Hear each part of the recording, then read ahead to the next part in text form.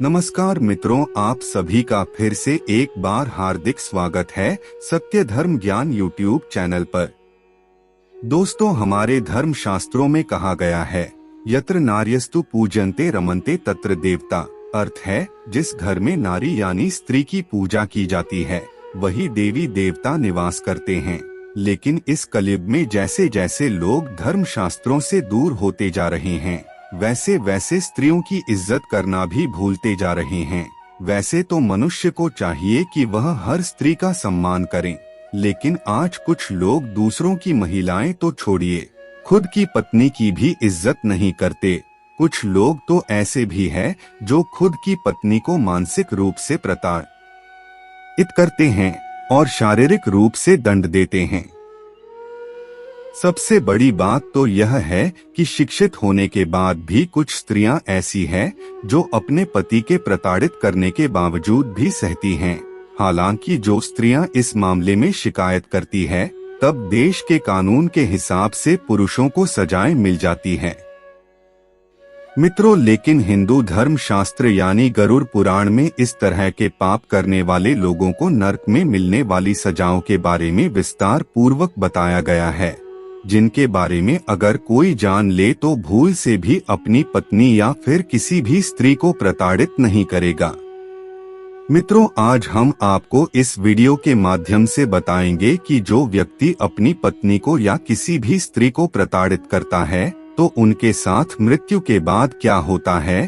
तो दोस्तों, आप हमारे इस वीडियो में अंत तक जरूर बने रहिए। आइए सब मिलकर जानते हैं।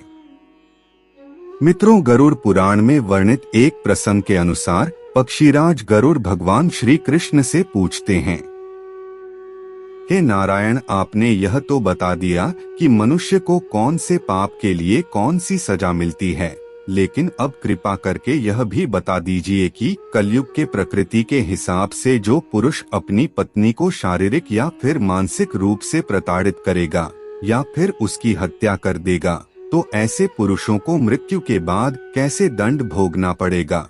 पक्षीराज गरुड़ के यह बातें सुनकर भगवान श्री कृष्ण ने मुस्कुराते हुए कहा, हे गरुड़, आपने कलयुग के प्राकृतिक को भली भांति समझा है।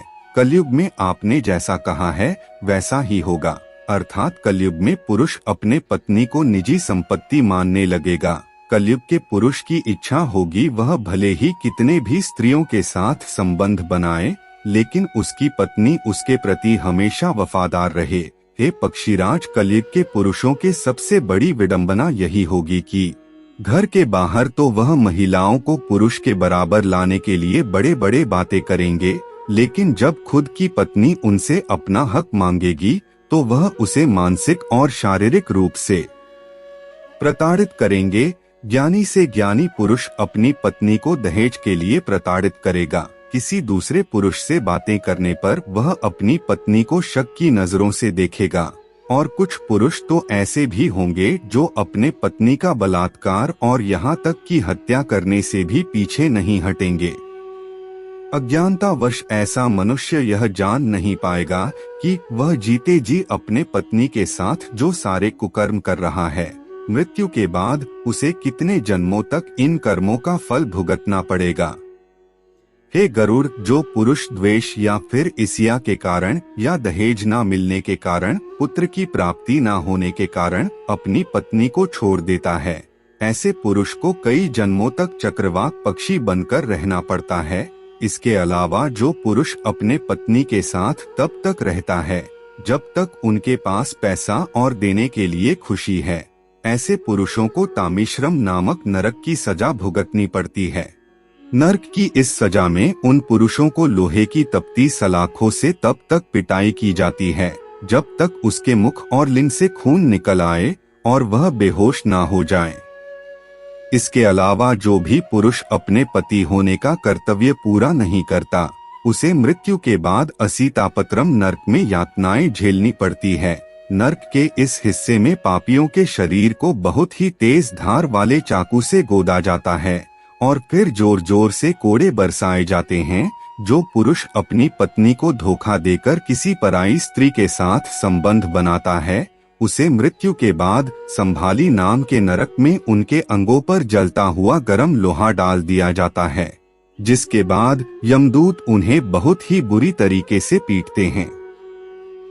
इसके अलावा जो भी पुरुष महिलाओं को शादी का वचन देकर उनके साथ संभोग करता है और फिर उससे शादी नहीं करता, उसे मृत्यु के बाद नरक में जानवर समझा जाता है और मल मूत्र भरे एक कुएं में डाल दिया जाता है। दोस्तों, इतना ही नहीं, जो पुरुष अपनी पत्नी को अपमानित करता है या फिर उसका उत्पीड़न करता है, उस व्यक्ति को मृत्यु के बाद यमलोक द्वारा कालसूत्रम नाम के नरक में ले जाया जाता है, जहां उस व्यक्ति की आत्मा को गर्म और तपती जमीन पर दौड़ाया जाता है। ऐसे पुरुष के साथ वही सुलूक किया जाता है जो जीवित रहते हुए उसने अपनी पत्नी या किसी महिला के साथ किया था। इतना ही नहीं, जो पुरुष अपनी पत्नी के साथ बलात्कार करता है या फिर प्रकृति के विपरीत संबंध बनाने का प्रयत्न करता है, मृत्यु के बाद ऐसे पुरुषों के लिंग को काट दिया जाता है और उस स्थान पर लोहे से बनी गदा को गर्म करके लगा दिया जाता है। साथ ही जो पुरुष अपने पत्नी के साथ संबंध बनाते समय जानवरों की तरह व्यवहार करता है, ऐसे पुरुषों को मृत्यु के बाद जहरीले और बड़े ही खतरनाक जानवरों के बीच सजा भुगतने के लिए फेंक दिया जाता है।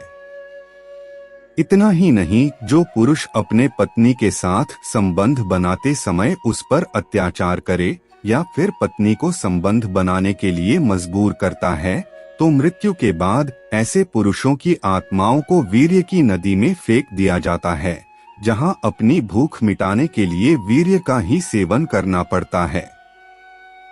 इसके अलावा जो भी पुरुष अपने पत्नी को भोजन में कोई जहर मिलाकर मार देता है, उस व्यक्ति को मृत्यु के बाद नरक में हजारों कुत्तों से कटवाया जाता है। मित्रों, इसके बाद भगवान श्री कृष्ण बताते हैं, जो पुरुष अपनी पत्नी की हत्या कर देता है, उसे मृत्यु के बाद नरक में बने हुए खून की नदी में फेंक दिया जाता है, जहां मगरमच्छ, सांप और कई तरह के हिंसक जानवर उसे कई तरह के दंड देते हैं। भगवान श्री कृष्ण ये भी बताते हैं कि जो पुरुष अपनी गर्भवती पत्नी पर हाथ उठाता है या फिर उसकी हत्या कर देता है, तो उसे जन्मों जन्मों तक नरक में रहकर तरह तरह की सजा भुगतनी पड़ती है। इस दौरान ऐसे पुरुष की आत्माओं को गर्म रेत पर कई सालों तक चलना पड़ता है, जिसके बाद उसे गर्म लोहे से बांध दिया जाता है और उसके हाथों और पैरों में कीलें ठोक दी जाती है। तो मित्रों, आपने जाना कि स्त्रियों पर अत्याचार करने वाले पुरुषों को कौन से सजाएं मिलती है, लेकिन इसके अलावा गरुड़ पुराण में पुरुषों के साथ अत्याचार करने वाली महिलाओं के बारे में भी विस्तार पूर्वक बताया गया है, जिसकी कथा हम आपको जल्द ही लेकर आएंगे। आज के वीडियो में बस इतना ही। आपको हमारी जानकारी कैसी लगी, आप हमें कमेंट में जरूर बताएं और अपने दोस्तों के साथ भी शेयर जरूर करें और हमारे चैनल को भी सब्सक्राइब कर लेवे। फिर मिलते हैं किसी नई वीडियो के साथ, तब तक के लिए धन्यवाद।